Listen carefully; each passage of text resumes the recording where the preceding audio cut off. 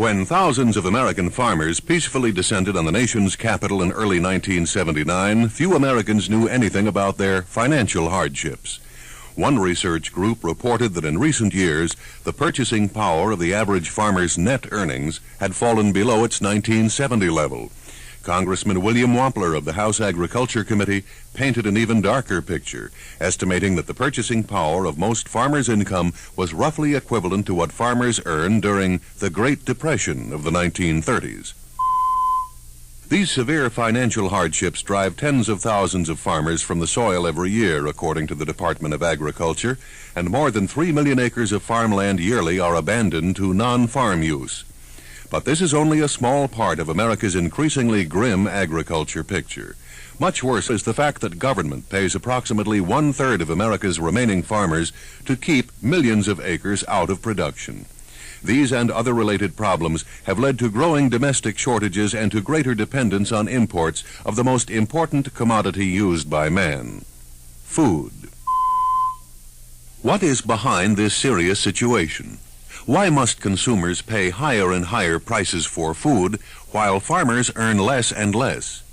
Why has our nation, with all the fertile farmland available to us, become a large importer of many kinds of crops? And as food imports and federal controls grow, is America becoming dependent on others for food in the same way that we have already become dependent on others for oil? To answer these questions, we are going to take a careful look at some of the principles of a free society, and we are going to contrast these principles with government policies, which for 50 years have steadily reduced America's ability to feed herself. In so doing, we shall see why some experts forecast a dangerously growing potential for the ultimate shortage: famine, right here in America.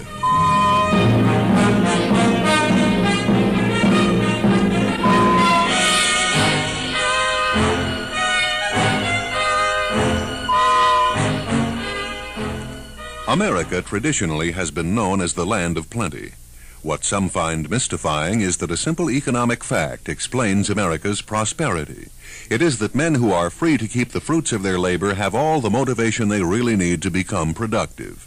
And since Americans have been blessed with the greatest measure of personal freedom ever known, their nation also has become the most prosperous. That prosperity is seen in all the wonderful conveniences we enjoy. Millions of now commonplace devices provide such ease and comfort in our daily lives that today's poor in many ways enjoy a better living standard than rulers of old. Caesar, for example, never had hot and cold running water for his bath. Henry VIII was never warmed by central heating, and Frederick II was never illuminated by an electric light. The founders of our country well understood the principle we are discussing. In drafting the Constitution, they recognized that every man has a God-given right to live and work as he chooses and to keep the fruits of his labor. The role of government, as the founding fathers saw it, was to protect men's rights and nothing more. To protect them especially from government itself. From first-hand experience, they knew that governmental taxation and regulation are the greatest menaces to prosperity. The failures of communism provide clear proof of their wisdom. Communist governments tax 100% of all income and exercise total control over all industry and agriculture. As a result, native industry in communist nations is so primitive and inefficient that the Soviet Union is overwhelmingly dependent on the West for technology and productivity. Or let's consider communist agriculture. The Ukraine, once the breadbasket of Europe, cannot even feed its own people under Soviet control. Year after year, communist rulers make limp excuses about bad weather and bad crops for their chronically disastrous food shortages. But the simple truth is that food shortages under communist collective farming are inescapable. Other effects of the communist system are equally telling.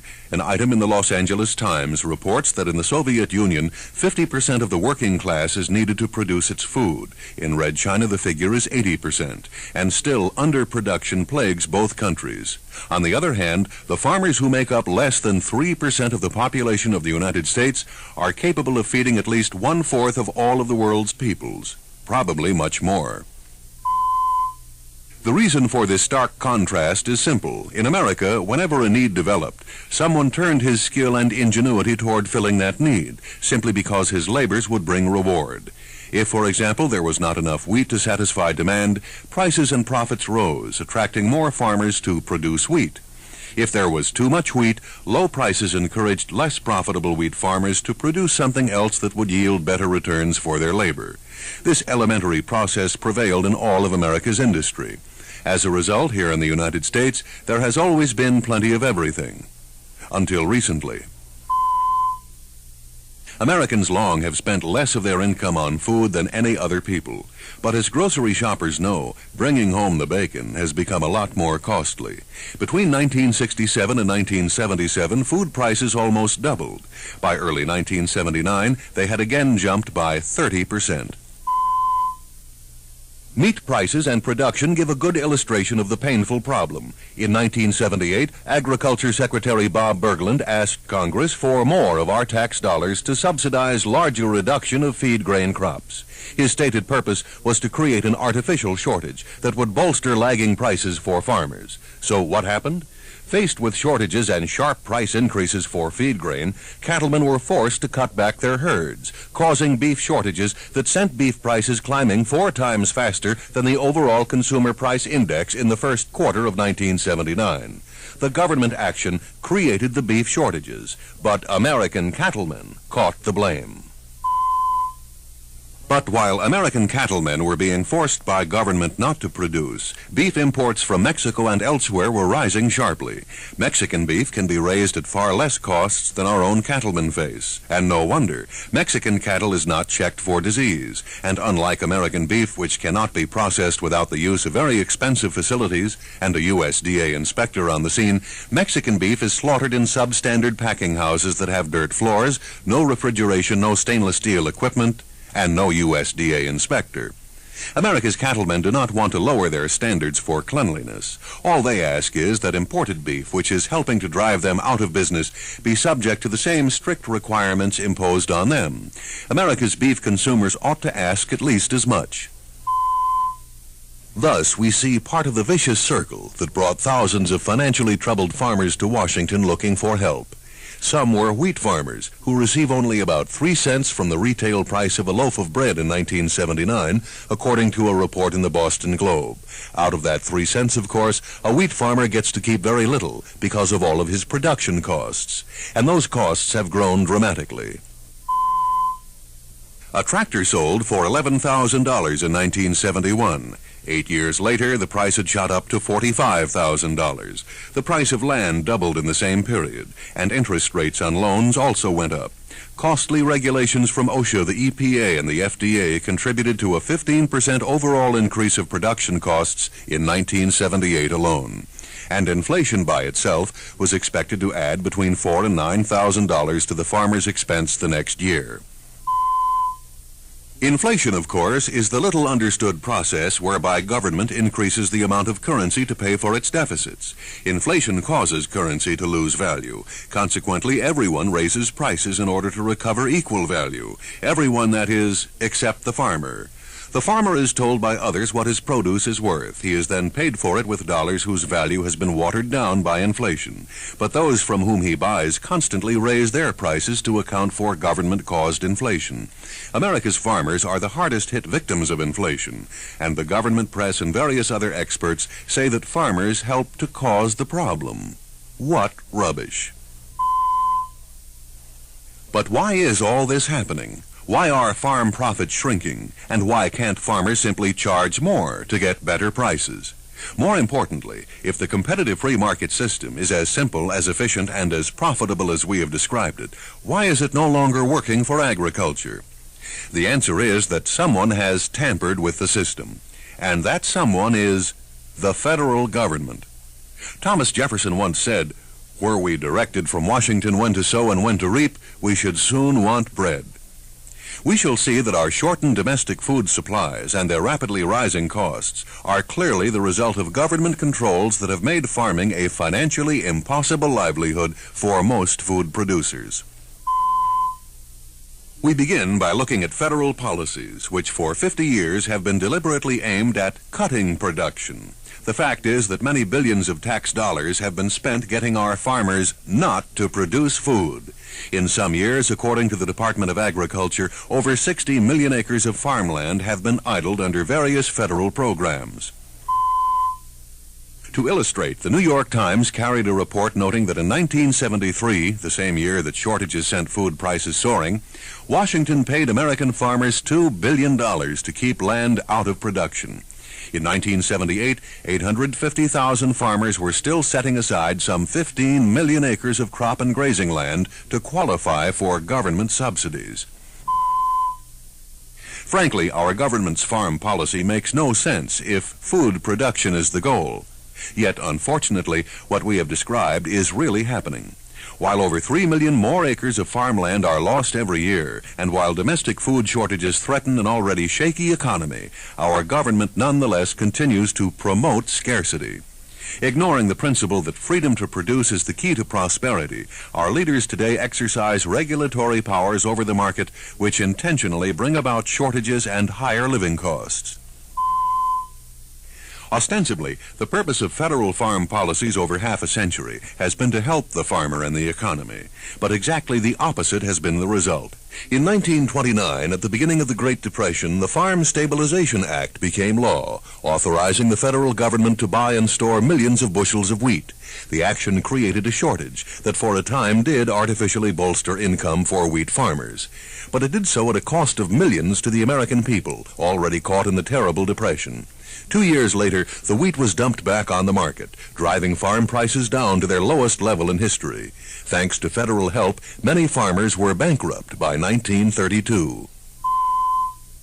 The farm stabilization experiment proved that government interference in the economy is disastrous. Had our lawmakers learned from experience and quit meddling then and there with agriculture, the free market would have soon corrected the problems. But instead, Washington tried to cure the problems created by regulation with more regulation. Franklin Roosevelt campaigned for the presidency in 1932, promising to stop government meddling in agriculture. His New Deal administration, however, pressed into law the AAA, the Agricultural Adjustment Act of 1933. It, too, allowed Washington to manipulate the market by government grain storage in facilities such as this one at Colo, Iowa. But the AAA went much further. In his superb book, The Business End of Government, political analyst and former FBI official Dan Smoot describes the workings of the Agricultural Adjustment Act as follows, quote, "Farmers were paid to destroy crops and animals instead of selling them at low prices to a public that was paying high prices for foreign imports of the same kind of foodstuffs," unquote. Here we had the beginning of federal policies that continue until today. President James Madison once warned against what he called the old trick of turning every contingency into a resource for accumulating force in government. How right he was. The contingency used to enact the AAA was a so-called national emergency in relation to agriculture, but the so-called emergency caused by surplus crops was non-existent. In recent years, one of the leading experts on American agriculture was the late author and syndicated columnist Dan P. Van Gorder. His extensive research on the farm situation even received high recognition from a special congressional committee. In his book, Ill Fares the Land, Mr. Van Gorder demonstrated that the agricultural controls of the 1930s never were necessary because there never was any surplus. Pointing out that the U.S. imported 110 million tons of farm commodities between 1925 and 1933, he said over 66 million tons of this total, or 60%, could have been and should have been produced on American farms by American farmers. Included in those U.S. imports were over 4 million tons of dairy products computed as whole milk. Interestingly enough, in 1934, a government publication entitled Consumer Guide reported that the nation then needed 15 million more cows just to reach adequate milk production. Yet AAA Administrator Chester Davis called for eliminating between 6 and 7 million milk cows and heifers, quote, to bring the cattle situation back into balance, unquote. The effect of government meddling in pork production was even more dramatic. By 1933, the per capita number of hogs in the United States had declined to half of what it had been 60 years earlier. Yet that same year, Agriculture Secretary Henry A. Wallace decreed the slaughter of over 6 million young pigs. In a truly incredible statement during a radio broadcast, Secretary Wallace tried to defend his tax-funded slaughter by saying, quote, "It is common belief that pork is high today because the little pigs were killed in 1933. As a matter of fact, there is more pork now and the price is lower because these pigs were killed 2 years ago," unquote. A Midwestern editor appropriately labeled that statement as hogwash. The fact is that the Secretary's logic made no more sense than did the government's destruction of millions of dollars worth of other foodstuffs. Least of all did it make sense during the worst depression in our history, when 1/4 of our labor force was out of work and when many Americans had to stand in bread lines to get food for their families. Something else fails to make sense. The Agricultural Adjustment Act was proposed in 1933 to alleviate the alleged food surplus. In his 1933 annual report, Secretary Wallace had said, "We have at least 40 million too many acres in crops." 32 years later, in 1965, President Lyndon B. Johnson said that the nation had 50 million too many acres in crops. President Johnson asked us to believe that excess cropland had actually increased, in spite of enormous population growth and tens of billions of dollars spent in the meantime to get farmers to harvest less acreage. The Department of Agriculture's Economic Research Service issued this document in 1976. It tells why 5 decades of government's costly expert management has failed to arrest the reported menace of overproduction. Here is how the USDA explains, in characteristically clear and simple language, why farm production is too high.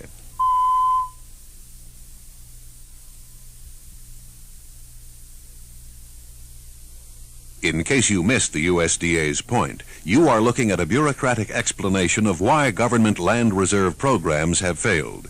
If this explanation is still unclear, here is some additional information designed to help.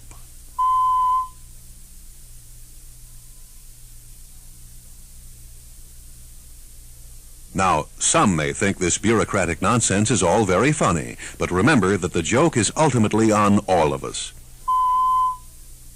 The USDA document gives another reason why paying farmers not to grow hasn't ended the non-existent surplus problem. It says, another yield-related factor is that yields may increase because farmers apply inputs more intensely to the remaining land they are allowed to use for production.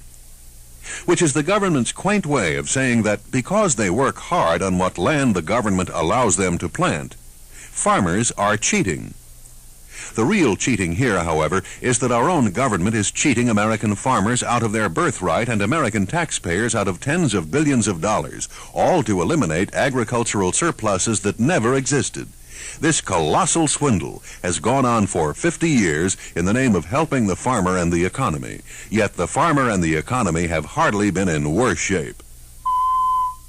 Former Massachusetts Governor Joseph B. Ely once observed, "Overproduction has been held out to the American people as one of our greatest enemies. It has led to all manner of fantastic panaceas. It underlies the modern delusion that the less we produce and the more we spend, the more we will have." But the looming question that remains is this government policy only delusion? George N. Peake was the first man to head the Agricultural Adjustment Administration in 1933. After 1 year, he quit his post in frustration and wrote the book, Why Quit Our Own? In it, Mr. Peake told why he believed that our problems were due to more than delusion.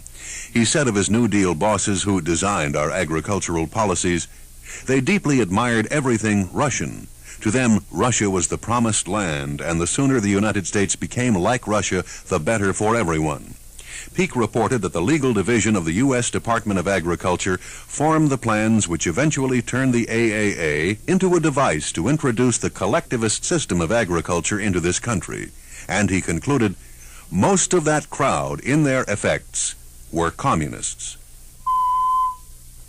The fact is that they were communists in more than just their effects. In a speech delivered before the Senate in 1950, Senator Styles Bridges of New Hampshire documented that the men responsible for America's new attitude toward agriculture were identified communists. He reported, quote, "This effort went forward under the direction of the late Hal Ware. A part of Ware's program was the organization within the Department of Agriculture of a communist cell, to which Lee Pressman, Nathan Witt, John Apt, Alger Hiss, Charles Kramer, and Victor Perlow belonged," unquote. This was the infamous Ware Cell, a communist apparatus described as the master cell in Washington. Several of its members advanced into extremely sensitive government positions. Harold Ware himself was a charter member of the Communist Party and a top agent of the Comintern. As Senator Bridges demonstrated, Ware took orders directly from Lenin. He had spent 10 years in Soviet Russia helping to set up collective farming and actually to implement Stalin's deliberate murder of millions of Russian farmers by starvation. As AAA Administrator George Peake said, Harold Ware and his fellow subversives in the New Deal were using the Agricultural Adjustment Administration to impose the same communist-style collective farming here in the United States. But why did these high-ranking communists make agriculture their first target? Peake explained they are talking social revolution, and they have the idea that it is the mission of the Roosevelt administration to turn us into some kind of socialistic state. They think the place to start is with the farmers, because it is the farmers who, in other countries, have formed the chief obstacle to socialism. History shows that the way to eliminate the opposition of farmers as the chief obstacle to socialism is to make them dependent on government subsidies for their existence. For the farmer who must first provide for his family will not so quickly stand up to his provider. In 1936, the Supreme Court declared that the communist-conceived Agricultural Adjustment Act was unconstitutional. The Roosevelt administration then pushed for enactment of a new farm control measure. The new law provided for even more intrusion into agriculture than the unconstitutional 1933 measure. But by now, as political analyst Dan Smoot observed, quote, President Roosevelt had seated a New Deal majority on the Supreme Court, and the court approved the AAA of 1938. All subsequent federal farm laws have been amendments of or additions to the 1938 Act, unquote. What this really means is that all federal farm policies and programs since the 1930s have had as their foundation a law which was declared unconstitutional in 1936, a law conceived by communists for the purpose of turning American agriculture into a repressive system of government-controlled collective farming. Basic farm policies under every administration from Roosevelt's through Carter's have followed the original pattern. Abundance has been consistently painted as an economic menace. Year after year, the public has been told of the dangers of overproduction, and that too many farmers were planting too many crops and raising too much livestock. The result has been a steady drive for more and more federal regulation over agriculture, regulation that has made the farmer a virtual ward of the state. Let's look at some examples. Both Presidents Truman and Kennedy proposed programs that had all the economic essentials of collective farming. Truman's plan sought to nationalize agriculture, in effect by making farmers draw their wages directly from the federal government. President Kennedy proposed a plan whereby the government would determine both wages and production for the farmer. The Kennedy plan was basically the same system that had been used by Mussolini in fascist Italy. Fortunately, Congress rejected both of these proposals. But farmers were not so fortunate under the Eisenhower administration. In just 1 year, 14,000 of them were fined a total of nearly $9 million for illegal harvesting. These terrible farmers were not cultivating marijuana or opium poppies. No, they were found guilty of growing wheat, deadly golden wheat, which Washington apparently considered somehow to be dangerous to society. What happened was this. Beginning in 1954, wheat farmers were arbitrarily told how many acres they could legally plant. The compulsory program came complete with wheat police, federal agents who, without warrants, could trespass on private property and conduct surprise inspections for contraband wheat. We again quote Dan Smoot from The Business End of Government. Says Mr. Smoot, the wheat police assumed a judicial role to assess penalties against the farmer. If the farmer did not pay, the wheat police would seize his bank account, his personal property, or his farm, or all of them. If he resisted, he would be jailed without trial. Two of the victims of this reign of terror were Lauren and Mervyn Kajewski of North Dakota, who in 1960 were fined $5,000 for allegedly overplanting wheat. As American Opinion magazine detailed, the Kajewskis tried to fight the matter and were brought to trial on charges of criminal conspiracy, quote, to impede and defeat the AAA, unquote. For planting wheat on their own land, they were sentenced to 2 years in a federal prison. Remember, we are not describing events that took place in Soviet Russia or Red China. We are talking about the United States of America. As noted, Congress had rejected President Kennedy's supply management proposal, which was similar to Mussolini's fascist system.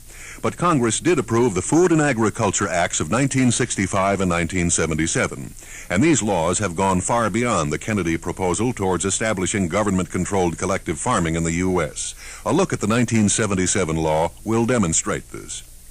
The Food and Agriculture Act of 1977, as amended in 1978, puts into operation a complex system of regulatory controls that includes target pricing, deficiency payments, commodity loans, land idling, acreage controls, price supports, diversion payments, and massive grain storage programs. With these programs and a $20 billion budget, the Department of Agriculture has been handed the greatest measure of power it has ever held for regulating farm production and income. And the farmer really has no choice in the matter. Even if he tries to operate independently of government regulations, he must compete with farmers who are federally subsidized.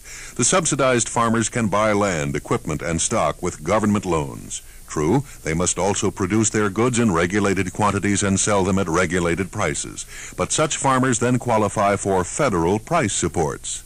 Since an independent farmer cannot realistically compete against that kind of system, he is forced to join it just to survive, and in so doing, he has been forced to give up his freedom to produce as he sees fit.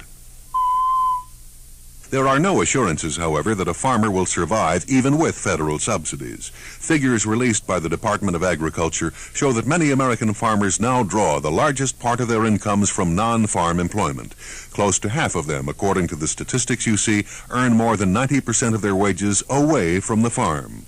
Doesn't this fact alone indicate that government control is strangling agriculture? J.S. Selden III is a young Virginia farmer who has to supplement his income doing a variety of extra odd jobs. Mr. Selden is well acquainted with the financial hardships of farming. He estimates that a young man needs at least 600 producing acres to start a farm and still be able to support his family without outside income. Mr. Selden explains, quote, at today's prices for farms and equipment, you're talking about an investment of close to $700,000. Besides interest on property loans, you have to pay taxes. That alone is about $70,000 a year off the top. And I don't believe many farmers will be able to generate that much money while maintaining the farm and equipment and paying the labor, unquote. Mr. Selden tells of a friend, a successful cattleman, who in 1978 netted less than half a cent profit out of every dollar that he took in. Selden says that this man puts in 16 hours a day, 6 days a week, to say nothing of his financial investment. He wonders whether anyone but a farmer would try to survive on profits of less than 0.5%. No wonder farmers who went to Washington early in 1979 got angry when Agriculture Secretary Bob Bergland actually accused them of being driven by old-fashioned greed. What is wrong here? For starters, says J. Selden, a month doesn't go by without 3 to 5 government people coming on the cattleman's farm to examine his books or to inspect his operations. Each of these federal agents costs the farmer, costs him both his income and his freedom. It is by increasing control such as this that government is taking over our farms and our farmers. It was in a celebrated 1942 case against a farmer named Filburn that the Supreme Court ruled it is hardly less than due process for the government to regulate that which it subsidizes. To the federal government, of course, this means that government must regulate what it subsidizes, and the government certainly can't be accused of shirking its presumed duty where farmers are concerned. America's farmers are worried, and with good reason, because control from every level of government is choking the life and liberty out of agriculture. Leading the frontal assault are the regulatory bodies, whose unelected officials assume total legislative, administrative, and judicial powers. The American Farm Bureau Federation says, "We are increasingly concerned about the growing power of regulatory agencies in government that in effect are enacting more laws than the legislative branch." Livestock men are also concerned. Richard A. McDougall, president of the National Cattlemen's Association, warns if current government regulatory trends go unchecked, 20 years of technological progress in agriculture will be nullified. The industry will return to much more inefficient and more costly methods of livestock production. Former Agriculture Secretary Clifford Hardin, describing what he called the lengthening tentacles of the federal regulatory octopus, said he is more concerned, quote, "because of the knowledge I gained on how regulatory groups are able to grow almost unchecked," unquote. That unchecked power and growth is due to the fact that regulatory agencies are unelected bodies that answer to no one.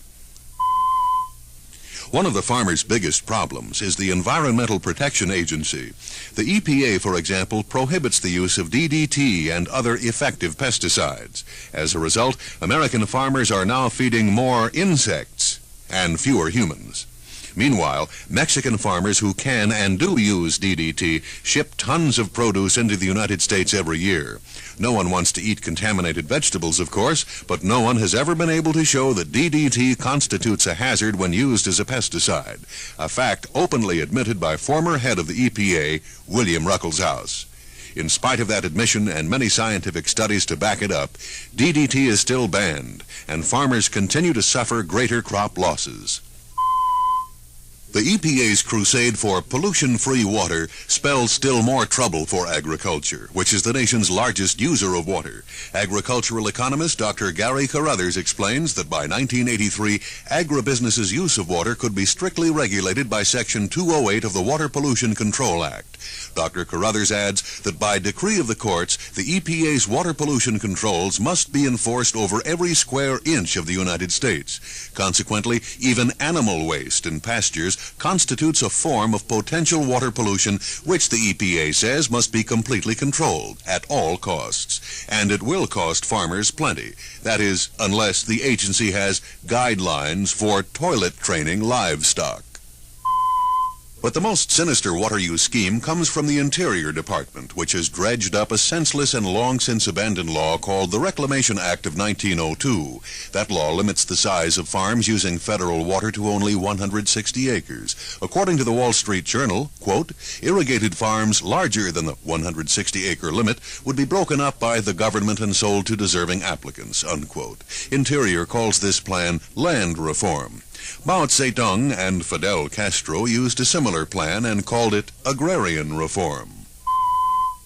There are, of course, many other government agencies in the picture with many more plans. The choking effects on agriculture and related industry are multiplied many times over by the combined direct regulations of the USDA, FDA, ICC, OSHA, the Department of Commerce, the Federal Trade Commission, the Consumer Product Safety Commission, and literally countless other departments, commissions, agencies, boards, and bureaus at every level of government, but most especially at the federal level.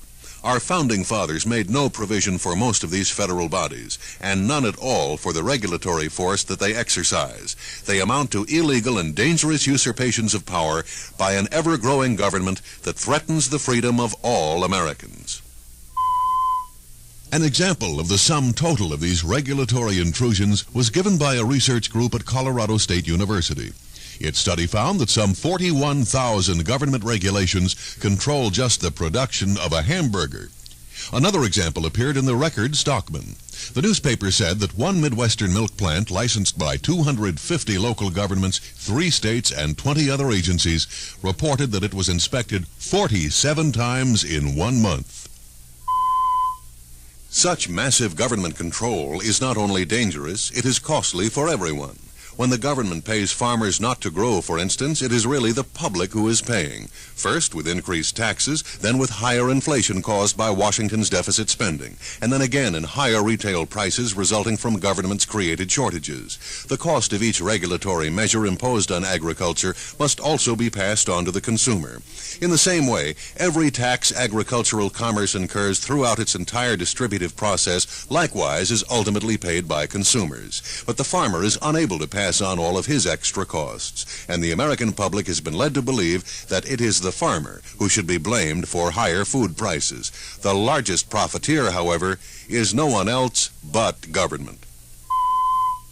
In his book, Tax Target Washington, author Gary Allen shows that the retail price of a quart of milk contained 87 hidden taxes. By the same token, there are 100 taxes on a carton of eggs and 151 taxes on a loaf of bread. Mr. Allen explains that when you buy bread, you are paying a part of the combined taxes of the farmer, the miller, the trucker, the baker, and the supermarket.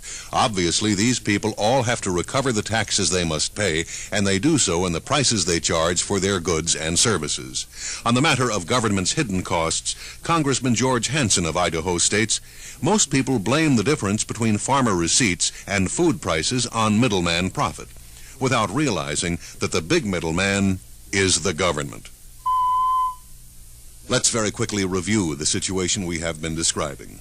For about 50 years, federal farm policies have been based on President Roosevelt's Agricultural Adjustment Act, a law which was once declared unconstitutional by the Supreme Court, but which was later reenacted with even more destructive capability. That law was inspired and implemented by top Department of Agriculture officials who were high-ranking members of the Communist Party. And their purpose, according to the AAA head, George Peake, and other knowledgeable authorities, was to establish Soviet-style collective control over American agriculture.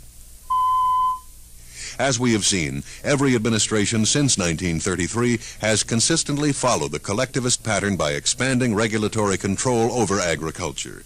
The regulation has become so vast that American agriculture, for all intents and purposes, is now being run by the state, and the American farmer, says Congressman Charles Grassley of Iowa, is visibly becoming a serf controlled by the federal government. The consequences, of course, have been disastrous, not only for the farmer, but for the public as well. We have also seen that a so-called national emergency of food surpluses was the excuse of establishing federal regulation of agriculture, and that the surplus pretext has been kept alive for 50 years as the means of expanding federal control. One effect of Washington's menacing controls has been increasing domestic shortages. As a result, the United States has become a leading agricultural importer. The fact that our nation is increasingly dependent on food imports has been well hidden. We all know how serious our nation's dependence on foreign oil is. Imagine then what would happen if there were ever a food embargo similar to the Arab oil embargo. Just how dependent are we on agricultural imports? The USDA's most current agricultural statistics show that between 1963 and 1977, those imports had increased by 50%. Meat imports were especially high. The USDA says that by 1977 we were importing about 2 billion pounds of beef annually. The figure is incomplete, however. Hundreds of millions more pounds of beef enter the country every year as live cattle, but the USDA deceptively lists these supplies as part of domestic beef production rather than as beef imports. And since 1977, of course, American cattlemen have had to reduce production, increasing our dependence on beef imports even more. Former Congressman John Rarick dramatically illustrated our agricultural deficit in 1972. He showed that it would have required millions more American farmers, hundreds of millions more livestock, and hundreds of millions more acres of farmland to produce the commodities we were importing at the time for premium prices. The point, of course, is that American farmers could produce those same commodities better and cheaper than any foreign producer. And if our agricultural economy were free of destructive government controls, there would be many more American farmers to produce those goods profitably. But instead, thousands are forced to quit their farms every year in financial despair. Apart from federal agricultural controls, there is another major cause of our domestic shortages and rising food prices. It is Washington's policy of handing over massive amounts of our food to foreign nations. A close look at this scheme clearly reveals that the real purpose of our policymakers is to bolster the faltering systems of socialist and communist regimes. At the same time, our own government is systematically robbing and leveling the agricultural prosperity of our nation. In 1954, President Eisenhower initiated the so-called Food for Peace program. Through this program, the federal government subsidized food shipments worth some $20 billion to foreign powers. Among the largest recipients were communist governments. The disastrous effects of Food for Peace handouts reached a high point after what has been called the Great Grain Robbery of 1972. That year, as part of a package which effectively canceled the $11 billion Lend-Lease debt owed us by the Soviet Union, President Nixon begged Kremlin leaders to let the U.S. ship them over 700 million bushels of American grain. The grain was sold to the Soviets at artificially low prices and subsidized with federal funds to the tune of $1.35 per bushel, which means that our farmers got paid with their own tax dollars. The communists were then allowed to buy the grain on credit, and our government guaranteed payment. All of which means that the communists really didn't have to pay anything. And judging from past experience, they probably did not pay anything. Direct cost to taxpayers for this one handout was almost $2 billion.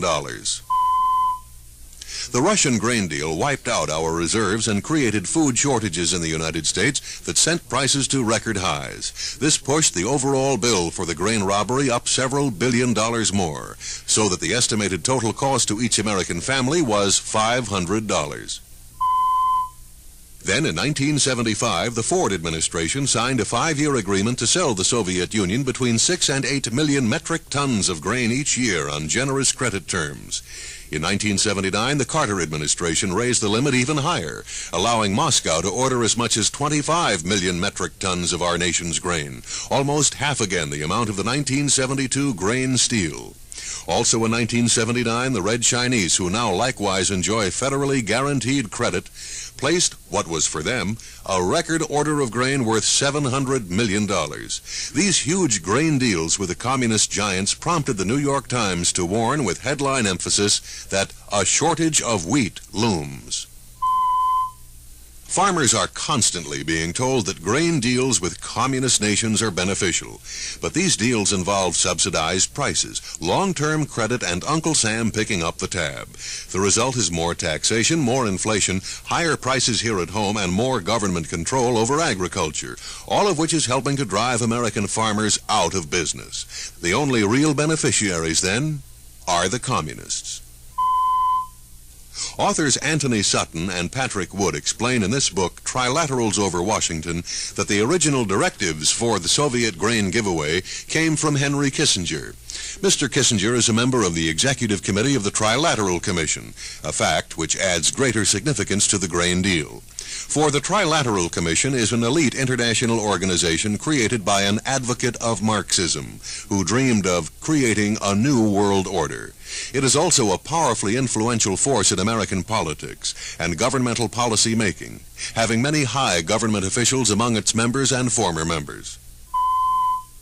In its published recommendations, the Trilateral Commission urges controls over the entire world's agricultural production and the creation of massive storage programs to achieve equitable distribution of food supplies among the world's nations. Such a scheme, stripped of its deceptive idealism, is nothing but the communist system of state control of food supplies. Only in this instance, the system would be imposed universally throughout the world. What is wrong with this scheme for world order is not merely that such a system can never possibly work. Much worse is the absolute power over everyone that it gives to governments. For what better way of controlling people is there than by controlling food supplies?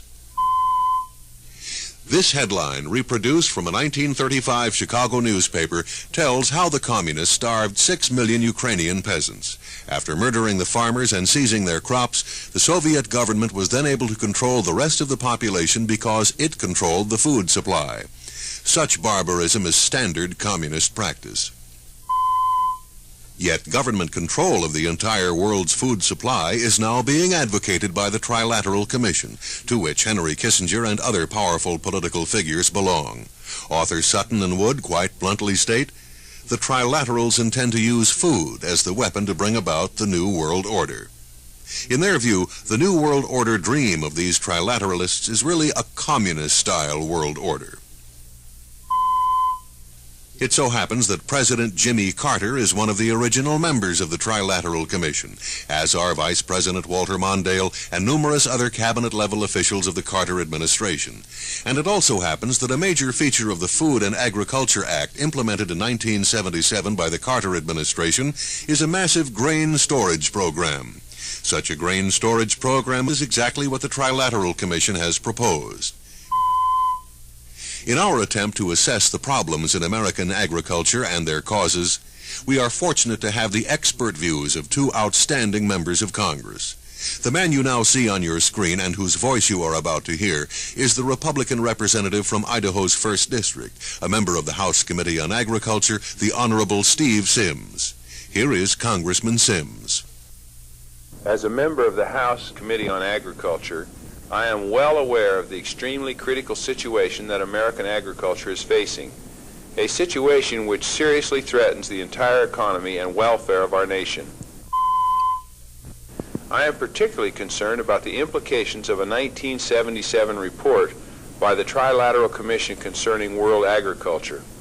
I wrote an article for review of the News magazine in which I discussed some of the implications of the Trilateral Commission's objectives. We pointed to the Commission report entitled Collaboration with Communist Countries in Managing Global Problems. The report was enthusiastic about a worldwide grain reserve program because it would greatly benefit communist regimes such as the Soviet Union. Again, in February of 1978, the Commission published a proposal calling for a much broader international agreement to regulate world agriculture and food prices. These programs would indeed benefit the communist empire, which constantly suffers from disastrous failures of collective farming. But the American farmers and the American public would pay the cost. Worse still, such programs could be enforced only by additional and far-reaching government controls over the farmer. Federal controls and regulations as they now exist are already making the American farmer an endangered species, and I am convinced that further controls would be fatal. And now you will hear from another respected member of Congress, a man who distinguished himself as a medical doctor prior to his election to Congress in 1974. Here is the Democratic representative from Georgia's 7th District, Dr. Lawrence P. McDonald. I am pleased to add some remarks to what my colleague, Mr. Sims, has just said. For there is a lot to be said about our serious agricultural situation. But I will confine myself to just one thought. Few today remember that many of our nation's founding fathers, including Washington and Jefferson, were farmers. In fact, the famed shot heard around the world, which began our nation's war for independence, was fired by an embattled farmer. A major grievance leading to that historic struggle for independence was Britain's regulatory encroachment into the affairs of farmers. Colonial planters found their land so rigidly regulated that they could not even sell a portion of it or divide it among their children without the government's approval. Under increasing government harassment and restraint on free trade, our early farmers finally said, enough. Yet the regulations and restraints imposed by British rule amounted to very little when compared to the enormous agricultural controls being exercised by our federal government today. I hope that modern Americans are themselves ready to say enough to our leaders in Washington. At this point, we come back to the question which began our presentation. What is in store for America? For what we have is indeed a farm problem, but even more, it is a food problem, which is everyone's problem. So what do expanding regulation and threatening international policies mean to our future? The answer is frightening, but there is no mistaking the direction in which our country is being taken by the New World Order schemes. Unless government's constantly growing regulatory control over agriculture is stopped, and unless American agriculture is once again made a free competitive enterprise, our nation is headed for government-created, government-controlled famine. The same kind of famine Stalin used to subjugate the Russian people and to murder millions of farmers who tried to resist communist tyranny. Make no mistake about it, it can happen here. And it almost certainly will happen here, unless something is done to stop it. Obviously, the solution lies in systematically cutting away the dense mask of regulatory strands of government control that have been fastened tightly over our entire agricultural process. That effort should begin immediately with eliminating the costly, destructive, and totally unnecessary regulatory agencies at every level of government, especially at the federal level. But ultimately, all government meddling in private agriculture should be eliminated. In fact, we do not even see any need for a federal Department of Agriculture. Whatever genuinely useful services that mammoth bureaucracy provides could be performed better by private organizations, more efficiently, at less cost, and at less danger to the public. It is equally obvious, however, that such efforts will never even begin until an aroused and determined public raises itself to meet that task. So what can you do to help stop the imminent threat and to restore America's free enterprise system? To begin with, you and many others must become better informed. Better understanding of the critical dangers of government control is absolutely essential. We suggest that you begin with Dan Smoot's superb book, The Business End of Government, an in-depth look at federal regulatory bodies and their destructive effects on our freedom. We also strongly recommend that you arrange to see the Filmstrip presentation, The Insiders, or at least read the published text of that presentation. The Insiders examines the Trilateral Commission and the powerful influence it exerts in American policymaking. And we suggest that you keep regularly informed by subscribing to the weekly Review of the News and to American Opinion magazine, both of which carry authoritative and enlightening articles on agriculture and other significant issues. The federal takeover of agriculture is only one part of a much larger assault on American freedom. As we have said, the direct threat facing all of us is the constant increase of power in Washington. Yet indirectly, the greatest danger actually comes from the American people themselves. All too many Americans prefer to ignore the specter of growing government power that is visible everywhere today. Too many pretend that the problem is not yet serious, or that it will somehow go away all by itself. Such attitudes are not only immoral, they are suicidal. The very real problem we have been discussing will not go away of its own accord. It will get much worse unless enough Americans face up to their personal responsibilities and commit time, effort, and resources to make it go away. Such a commitment can no longer be put off, for time is running out. So let us also suggest that the best way to channel your efforts in the very real struggle to save our freedom is to join the John Birch Society, and then help us get others to see this important presentation on the agricultural situation. Organization is essential if success is going to be achieved, and the most effective organization for the job at hand is the John Birch Society. America does not have to become another controlled nation, where freedom to produce has been scuttled, and where shortages and even famine stalk the land. Will you do your part to keep America free? We hope you will, and we welcome your willing hand.